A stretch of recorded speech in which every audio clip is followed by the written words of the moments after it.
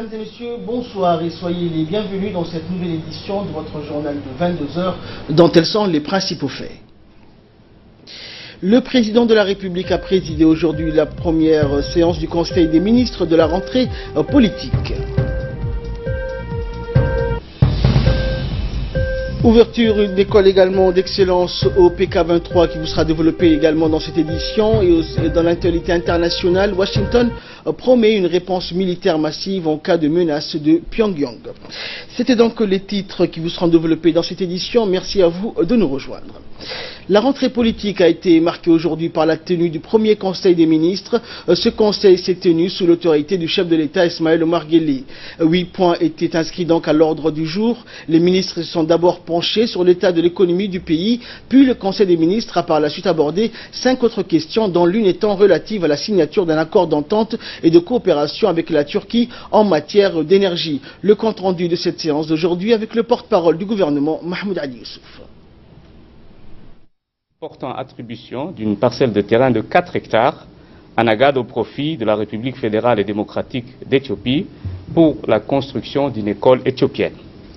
La troisième question concerne un projet de loi portant adhésion et ratification des statuts du Fonds africain 50. Le Fonds Africa 50 constitue le seul fonds souverain africain qui a pour objectif de financer les infrastructures de toute nature avec une composante indispensable du secteur privé.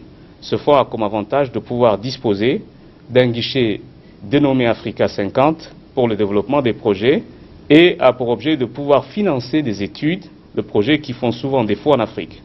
Ce fonds, qui regroupe toutes les grandes puissances économiques du continent, est une émanation de la Banque africaine de développement et bénéficie non seulement des ressources de cette banque, mais aussi de l'expertise et de l'expérience de cette institution désormais solide dans la sphère de la finance internationale.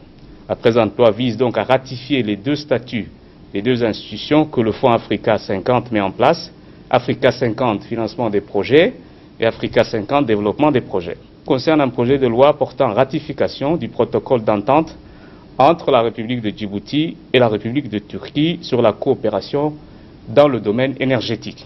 Le présent projet de loi est cohérent avec la stratégie énergétique 2035 du gouvernement et qui vise à rechercher des solutions alternatives à ces problèmes d'approvisionnement en énergie, en favorisant dans ce cadre le développement des énergies renouvelables au moyen de la diversification des ressources de production.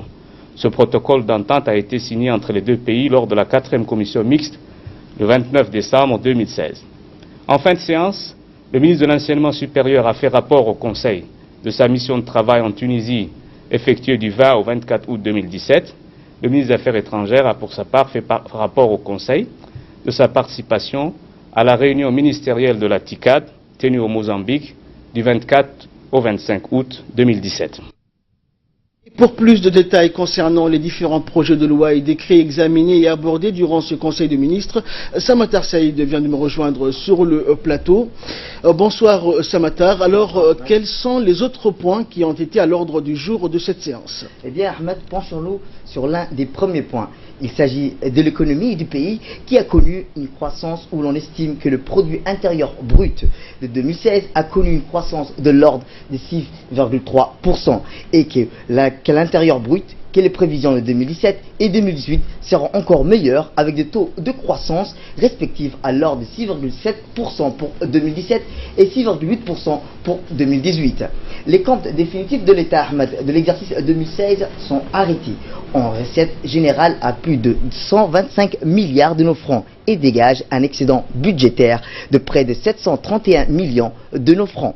L'exécution du budget 2016 s'inscrit dans un contexte national, Ahmed, marqué par une croissance très forte tirée par les activités commerciales et les investissements, notamment dans le secteur des services tels que le chemin de fer, les ports et l'interconnexion électrique avec l'Éthiopie. Tout ça nous amène à une nette augmentation du recette totale intérieure par rapport aux résultats de 2015 et s'est traduit par une hausse de recettes directes avec une amélioration du recouvrement de l'impôt et de la patrimoine, l'impôt sur le traitement et salaire de la TVA directe.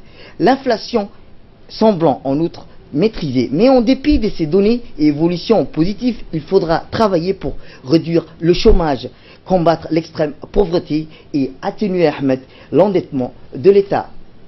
D'autres projets de loi ont été à l'ordre du jour de cette 15e séance du Conseil des ministres, présidée par le chef de l'État. Il s'agit notamment d'un projet de loi sur l'accord de facilitation des échanges de l'Organisation mondiale du commerce, autrement dit l'OMC, entré en vigueur en 2014. L'adoption de cet accord permettra à notre pays de bénéficier des avantages et un accroissement des recettes fiscales, la diminution des coûts et des transports et transits, ainsi que l'attraction des transports et transits. La République de Djibouti, en tant que porte d'entrée privilégiée des marchés, porte un intérêt singulier à faciliter le mouvement du commerce régional et international transitant dans ces multiples ports et zones franches et ainsi drainer les investissements liés aux échanges mondiaux. Le gouvernement accorde la plus grande importance aux mesures prises en matière de politique de promotion et d'investissement direct étrangère et d'amélioration du climat des affaires. Et enfin, Ahmed, nous dirons qu'avant que les membres du gouvernement aient fait les comptes rendus de leur mission effectuée à l'étranger, 3 hauts cadres ont été nommés à des postes de responsabilité. Monsieur Ahmed Omar Jama a été nommé directeur général de la population et de la famille, ainsi que Monsieur Daoud Ali Abdou a été nommé directeur général adjoint à l'autorité de l'aviation. Et enfin, Monsieur Mohamed Kilewaïs a été nommé par décret présidentiel secrétaire général au ministère de l'énergie. C'est ce qu'on pouvait retenir de ce conseil des ministres tenu ce matin sous la haute autorité du président de la République, son Excellence Ismaël Omar Guelleh. Merci Samatar pour toutes ces précisions. Donc nous allons poursuivre avec la suite de l'actualité. Le président de la République attendu donc demain à Astana, au Kazakhstan. Le président de la République Ismaël Omar Guelleh est attendu donc demain, mardi à Astana, la capitale du Kazakhstan, pour effectuer une visite de travail de 24 heures. Le chef de l'État devrait être accompagné d'une importante délégation comprenant notamment le ministre des Affaires étrangères et de la coopération internationale Mahmoud Ali Youssouf et le gouverneur de la Banque centrale Ahmed Ousmane. Suivant ce récit de notre correspondante sur place, Hidaya Mohamed. Nous nous trouvons à présent à la capitale du Kazakhstan où le président de la République effectuera demain une visite de travail de 24 heures. À travers la capitale du Kazakhstan, les préparatifs pour l'arrivée du président de la République, son Excellence Ismaël Omar Guelleh, vont bon train. Depuis ces derniers jours, l'ambassadeur de Djibouti accrédité au Kazakhstan avec résidence à Moscou, Dr Mohamed Ali Kamil, mène avec les officiels kazakhs les préparatifs pour la visite du travail du président de la République pour lui réserver un accueil chaleureux. Le chef de l'État devrait être accompagné d'une délégation comprenant du ministre des Affaires étrangères Mahmoud Ali Youssouf et le gouverneur de la Banque centrale Ahmed Ousmane. Le moment fort de cette visite sera la remise du trophée au chef de l'État par son homologue M. Nursultan Nazarbayev, président de la République du Kazakhstan, pour toutes les réformes qu'il a initiées en faveur du développement de la finance islamique en République de Djibouti. Le prix lui est décerné par Global Islamic Finance Awards, GIVA, pour ses efforts inlassables dans la promotion de la finance islamique. Notons au passage que ce secteur d'activité économique a connu un essor considérable sous l'impulsion réitérée du président de la République qui préside régulièrement les conférences internationales de la Banque islamique ces dernières années. Rappelons aussi que le Kazakhstan s'est ouvert à la finance islamique. L'économie de ces pays d'Asie centrale est en plein boom. Le Kazakhstan et la République de Djibouti ont tissé des liens d'amitié et de coopération qui reposent sur le respect mutuel des intérêts vitaux de leurs deux peuples. Également dans l'actualité, à l'initiative du président de la République Ismaël Omar Guelleh, et ce qui paraît être une première à Djibouti avec l'ouverture d'une école d'excellence au PK13 le 10 septembre prochain. Cette nouvelle école a pour vocation de former donc les futures élites du pays avec un programme adapté et un encadrement. L'enseignement sera aussi renforcé avec des outils didactiques et numériques pour améliorer les performances.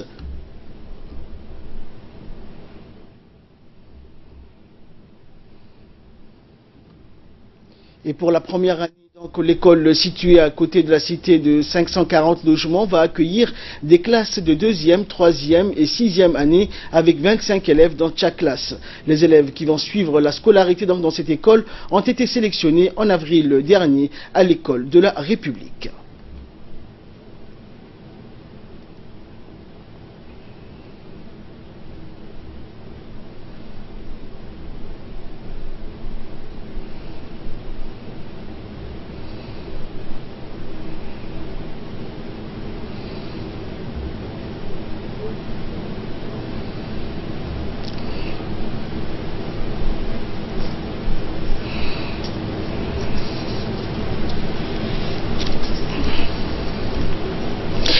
Et pour nous en dire plus sur ce plateau avec nous ce soir, M. Mohamed Barkhat Siraj, conseiller technique donc du ministre de l'Éducation nationale et de la formation professionnelle, chargé de la communication, qui vient ce soir donc apporter des éclaircissements sur le projet phare de son département, à savoir l'avènement d'une école d'excellence à Djibouti qui va ouvrir ses portes le 10 septembre prochain à Djibouti. Bonsoir monsieur le conseiller technique. Bonsoir. Alors ma première question c'est qui a eu donc en premier l'idée de cette école et quelles sont donc les spécificités de cette nouvelle école d'excellence? Merci de nous avoir invités. Vous avez tout à fait raison de donner toute cette importance à cet événement qui comme vous l'avez si bien dit, est un événement d'ordre national. Pour ce qui est de l'idée de cette école d'excellence à Djibouti, c'est une idée du président de la République. C'est une idée qui s'inscrit dans la suite logique de toute la modernité apportée à l'enseignement. Vous savez, notre pays s'est doté d'une école de médecine, elle s'est dotée d'une école d'ingénieurs, il s'est doté également d'une école destinée aux diplomates. Tout ça, c'est dans la quête d'excellence, dans la quête de la modernité. Donc c'est dans cet esprit, je crois, que le chef de l'État a initié cette école d'élite, cette école d'excellence à Djibouti. Alors, et comment ont été sélectionnés ces élèves? Les élèves qui seront admis à cette école, bon, vous savez, dès son arrivée à la tête du département, l'actuel ministre, son Excellence Moustapha Mohamed Mahmoud, s'est vu chargé de cette mission parce que le président de la République lui a soufflé cette idée de la nécessité de créer cette école d'excellence dans notre pays, destinée à des enfants à niveau, disons, à niveau intellectuel élevé, qui sort du lot. Une fois que l'idée lui a été soufflée, le ministre a décidé de mettre en place une commission ad hoc chargée des cadres, d'experts du département. Et depuis, l'idée a fait son chemin et cette commission ad hoc a été entre autres chargée de détecter à travers des tests au niveau national, mais essentiellement centrés sur la capitale pour cette fois-ci, d'organiser des tests dans toutes les écoles publiques pour cette première année aussi, il faut le préciser, mais les privés ne seront pas négligés. Dès l'année prochaine, les privés seront concernés. Donc, les tests ont eu lieu au niveau de trois niveaux. De l'enseignement des bases. C'est-à-dire, un premier test au niveau des premières années, de toutes les premières années de la capitale. Et à l'issue de ces tests, 25 enfants se sont démarqués du lot. 25 enfants à capacité intellectuelle élevée. Un deuxième test a été organisé au niveau de deuxième année pour sélectionner ce qui serait la troisième année ici, donc 2, et un troisième test au niveau de cinquième année. Donc à l'issue de ces tests, nous avons pu accueillir 125 enfants, à raison de 25 élèves pour la première année, 50 élèves au niveau de deuxième année et 50 élèves au niveau de cinquième année. Ce qui fait que l'école, qui va ouvrir ses portes très prochainement, le 10 septembre précisément, va démarrer avec un niveau de deuxième année de 25 élèves, avec un niveau de troisième année de 2 classes, c'est-à-dire une classe de 25 élèves, 50 élèves, et avec un niveau de sixième année de 50 élèves aussi. Alors, comment vont se dérouler, donc, comment ces élèves seront-ils encadrés et comment seront-ils pris en charge? Comme il s'agit d'une école spéciale destinée à des enfants spéciaux, il est évident qu'on mette en place un encadrement pédagogique, administratif et spéciaux. Donc, pour cela, nous avons d'abord un complexe flambant neuf, construit, comme vous l'avez rappelé, à Balbala, grâce aux dons généreux de la République populaire de Chine, un complexe des grands standings internationaux, je dirais, que la Chine a construit pour notre pays, sera destiné à accueillir ces enfants. Deuxièmement, il y aura un enseignement spécial. Cette école, comme on l'a dit, elle vise l'excellence. Comment? Elle vise l'excellence par un rythme scolaire soutenu. Donc ces enfants auront plus d'horaires d'études que les enfants de l'école traditionnelle, normale. Donc ils auront, les enfants vont travailler de 8h du matin jusqu'à 16h30 du matin. Donc ce sera un rythme beaucoup plus accéléré que la norme des élèves, des autres élèves. Absolument. Un rythme plus soutenu par des outils, avec des outils didactiques et numériques visant à améliorer les performances. Il ne suffit pas d'être bon, mais il suffira d'être meilleur. Par le renforcement d'éthique, la technologie, par la formation et la communication, par le renforcement des disciplines scientifiques et technologiques dès le plus jeune âge, ce qui n'est pas le cas dans l'école primaire normale, par un accent sera mis également sur les langues. Les langues seront renforcées dès les premières années, dès la deuxième année. La première année de l'école, c'est la deuxième année normalement. Donc que ce soit l'arabe ou l'anglais, dès la deuxième année, les enfants vont être perfectionnés dans ces langues. Des installations et équipements modernes sont mis en place dans les centres.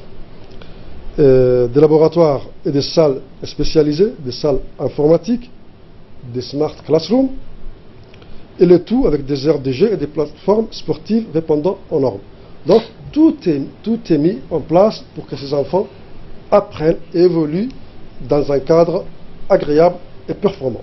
Donc vous avez dit que c'était uniquement 125 élèves qui ont été sélectionnés donc, cette année pour bien sûr être dans cette école d'excellence. Mais ne pensez-vous pas que les autres élèves qui n'ont pas été sélectionnés pourraient aussi avoir droit à toutes ces choses que vous venez de citer, les salles informatiques, une salle climatisée? Est-ce que vous ne pensez pas que tout cela pourrait améliorer leur scolarité? Vous savez, l'idéal serait justement de doter tous les pays d'une école d'excellence, tous les pays. Mais l'idéal reste l'idéal. Mais là, comment on parle? Bon, vous savez, la mission de l'école républicaine est de former des cadres. C'est de former la future élite. Ça, c'est le principe de l'école. Mais ici, pour l'école d'excellence, en quoi elle se distingue de cette école républicaine traditionnelle? Elle se distingue dans la mesure où elle ne va pas seulement former les futurs docteurs, les futurs ingénieurs, mais les meilleurs ingénieurs. Elle vise sa vocation et de former les meilleurs ingénieurs, les meilleurs docteurs. Vous savez, je crois même que c'est ça qui a motivé les chefs de l'État, parce que dans un monde globalisé que nous connaissons aujourd'hui, il ne suffit plus d'être bon, il ne suffit plus d'être médecin, il ne suffit plus d'être un grand avocat, un avocat disons, un ingénieur, mais il faut être les meilleurs avocats, les meilleurs médecins. Donc, par l'excellence, ce qu'on veut, c'est les meilleurs des meilleurs.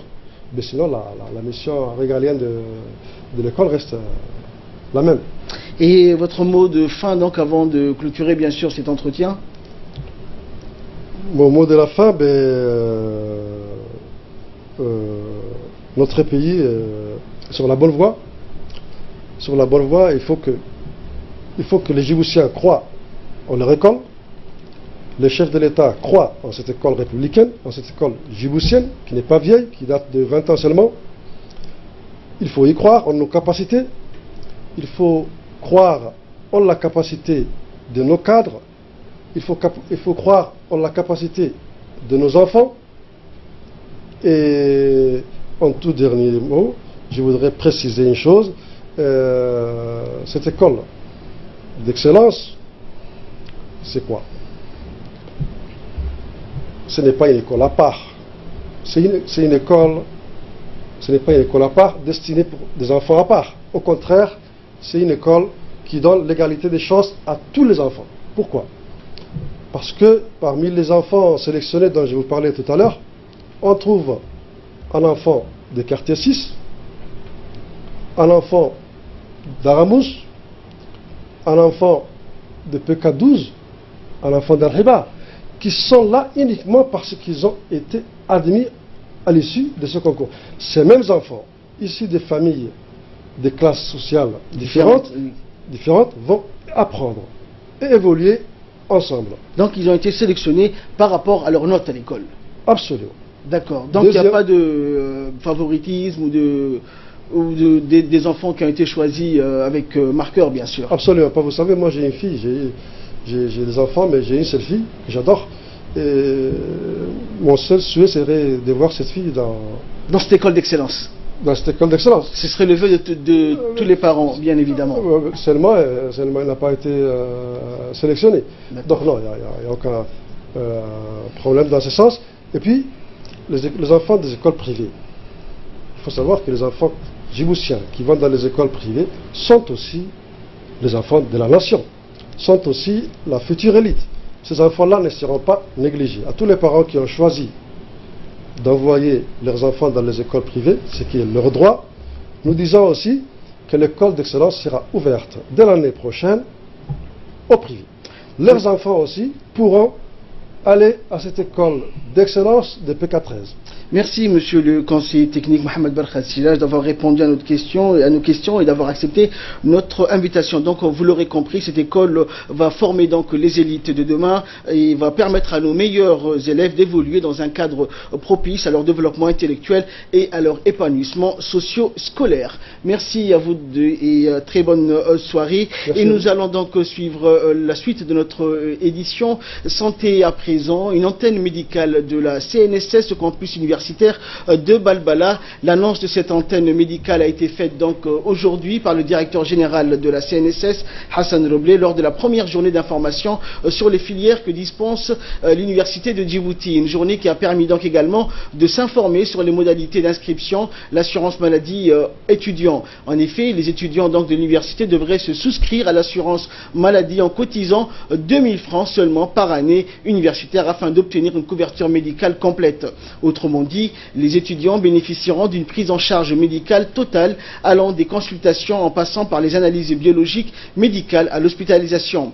Les étudiants de l'année universitaire donc 2017-2018 seront donc la deuxième promotion à bénéficier de l'assurance maladie. Cependant, la nouveauté serait la mise en place de cette antenne médicale à la CNSS au sein du nouveau campus de l'université de Djibouti situé à Balbala. Un campus flambant neuf que le président de l'université de Djibouti, Dr Jamal Mohamed Hassan, a invité donc les étudiants de le réserver. De son côté, le directeur général de la CNSS, Hassan Roblé, a indiqué donc que l'assurance maladie universelle est le fruit de la politique du président de la République. Il a également donné plus de détails sur cette antenne médicale. Déplacement déjà dans les centres médicaux de la CNSS ou les hôpitaux. Cette politique de proximité des soins que nous avons initiée a été rendue possible grâce au dévouement du président de l'université de Djibouti, le docteur Jamal Mohamed Hassan. Autre nouvelle du pays, dans le cadre des missions d'évacuation sanitaire quotidienne, les gardes-côtes djiboutiens ont procédé donc dans la matinée du 31 août dernier, depuis la ville de Bok, au nord de la capitale, à l'évacuation de 7 personnes grièvement blessées, ainsi que la dépouille d'une personne de sexe féminin dans un accident de voiture. Et lors d'un programme de refoulement des immigrants clandestins d'origine éthiopienne, en effet, donc depuis une semaine, les fortes rafales de vent Khamsin ont des effets en mer et comme vous le savez, les gardes-côtes n'ont pas employé donc pour accomplir leur mission et ont envoyé une vedette rapide destinée donc aux missions spécifiques à l'institution sur toute l'étendue des eaux territoriales djiboutiennes.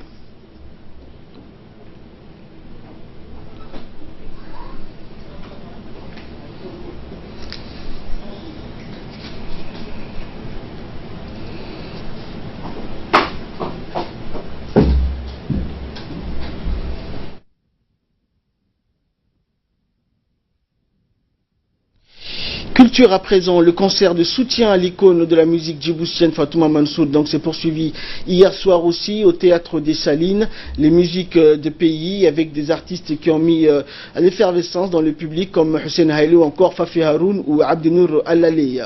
La diva de la chanson djiboutienne Fatouma Mansour a été accueillie à son arrivée au théâtre des Salines comme il se doit par tous ses fans qui lui ont souhaité en grande majorité un prompt rétablissement.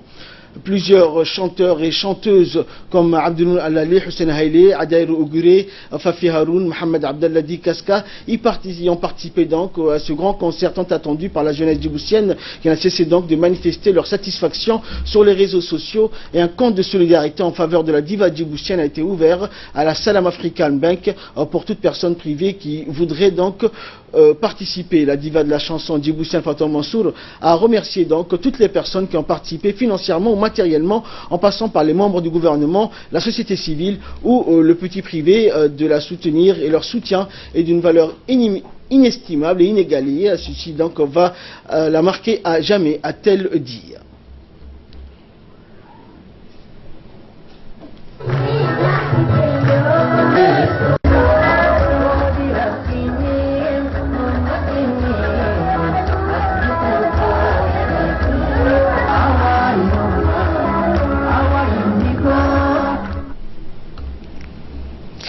Également dans l'actualité, retour des vacances, c'est la fin des vacances pour de nombreux Djiboutiens qui ont fui donc les grandes chaleurs de la capitale pour quelques semaines de repos en Éthiopie ou sur les hauteurs de Tadjoura ou d'Arta. L'heure du retour à Djibouti-Ville donc a donc sonné. Il est également synonyme de rentrée des classes.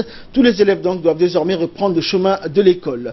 Pour ces retours des vacances, on note un encombrement sur les axes routiers. La préfecture de la région de Tadjoura a ainsi demandé aux automobilistes de redoubler de vigilance et de prudence sur les routes en cette période de l'année. De très nombreux véhicules circulent donc dans les deux sens des axes routiers.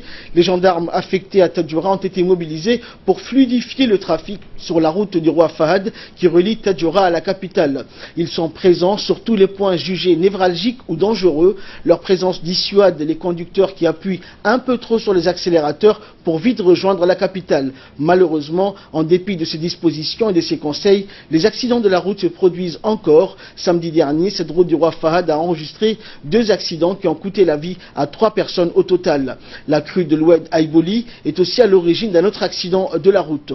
Les conducteurs sont appelés donc à la prudence et au respect du code de la route. Les chauffards mettent malheureusement en danger la vie d'autres personnes. La vitesse excessive est à éviter et le préfet de la région de Tadjoura donc a exhorté les automobilistes à la prudence, indiquant que la sécurité routière est l'affaire de tous. Il faut à tout prix éviter donc les drames et les pertes humaines sur ces routes. Et de là, nous passons à l'actualité internationale avec Fardous Hussein qui nous rejoint sur le plateau. Bonsoir plutôt Fardous. Donc après l'essai nucléaire réussi de la Corée du Nord, Washington s'est alarmé et le secrétaire d'État américain Mattis a averti Pyongyang de grosses représailles. Effectivement, donc Ahmed, après le nouvel essai nucléaire que Pyongyang revendique donc avoir effectué hier, le secrétaire américain Jim Mattis a promis une réponse militaire massive en cas de menace de la Corée.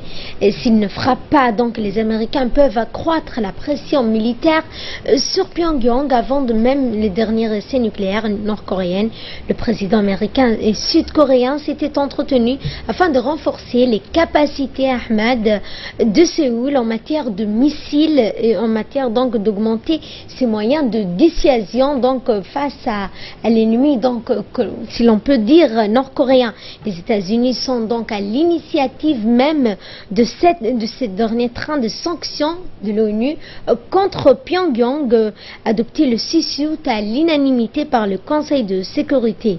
Cette 7e série de sanctions vise également la Corée du Nord d'1 milliard de dollars de recettes commerciales, le privant ainsi donc provenant de la pêche, du charbon, du fer, et l'étape supplémentaire de l'ONU pourrait être un embargo pétrolier au total ou partiel contre la Corée du Nord. Les États-Unis ont également commencé à prendre des sanctions bilatérales contre certaines entités chinoises ou russes qui ont des relations d'affaires avec la Corée du Nord. Le 22 août dernier, 10 entreprises et 6 individus ont ainsi été sanctionnés par le Trésor américain. Donald Trump a par ailleurs menacé via Twitter d'interrompre toute relation avec les pays entretenant des relations commerciales avec la Corée du Nord. Difficile pourtant d'imaginer les États-Unis mettre un terme à leurs échanges commerciaux avec la Chine, destinataire de 90% des exportations nord-coréennes. Également donc en actualité internationale, Fardous, direction l'Uruguay où le roi de la cocaïne de Milan a été arrêté.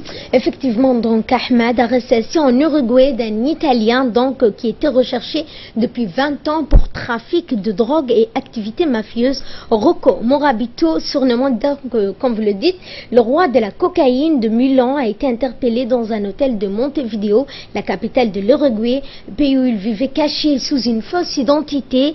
Membre de la mafia calabraise, il était recherché depuis 1995 par l'Italie et Interpol, notamment pour sa participation active à un trafic international de drogue. Il aurait été repéré par la police uruguayenne après avoir inscrit sa fille au collège sous sa réelle identité. Lors des persécutions et perquisitions, la police Ahmed a saisi un pistolet, une arme blanche, 13 téléphones mobiles, 12 cartes bancaires, 2 voitures, des passeports portugais ou encore des bijoux. Selon les autorités italiennes, Morabito était le numéro 1 de la liste des mafieux sur la liste d'Interpol. Et enfin, le pays du soleil levant, notamment le Japon, qui est un nouveau modèle de coopération en Afrique.